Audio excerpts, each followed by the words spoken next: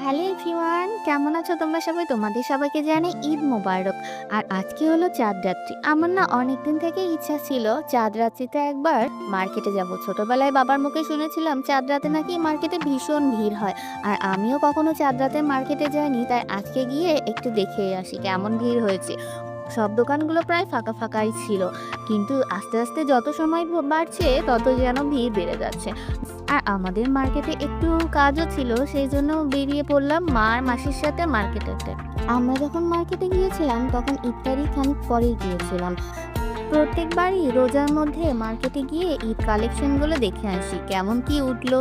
ছেলেদের ড্রেস, মেয়েদের dress, sari, three সবই মোটামুটি দেখে আসি, পছন্দ হলে দু একটা কিনেও নিয়ে আসি। এদিকে শাড়ির দোকানে যেয়ে দেখি দোকান বন্ধ, দোকানদার নাকি নামাজে গেছে, ওই জন্য দোকানটাকে হালকা বন্ধ করে গিয়েছে। ওই জন্য আর কি করা, একটু আমার কিছু কসমেটিক কেনা লাগতো, এখন যাচ্ছি সেই কসমেটিকের দোকানে। কসমেটিক কেনা শেষ করে এবার শাড়ির দোকানের দিকে রওনা দিয়ে দিয়েছে। আর এই যে দোকানে এসে পৌঁছেও গিয়েছি। এবারে ঈদে কিন্তু ভালোই শাড়ি কালেকশনগুলো ছিল, তাই না? তাঁতের শাড়ি থেকে সিল্কের শাড়ি কালেকশনই বেশি ছিল, কিন্তু আমরা তো কিনবো তাঁতের শাড়ি, ওই জন্য আর সিল্কের শাড়ি দেখিনি। এদিকে কয়েকটা শাড়ি দেখালো, মোটামুটি বেশ ভালোই লাগলো শাড়িগুলো দেখতে। আর শাড়ি কালেকশনগুলোও ছিল অনেক ইউনিক। আমি একের পর এক একটা সুন্দর সুন্দর শাড়ি দেখিয়েই যাচ্ছি, কোনটা ছেড়ে কোনটা নিব একদম মাথা খারাপ হয়ে যাচ্ছে আমার।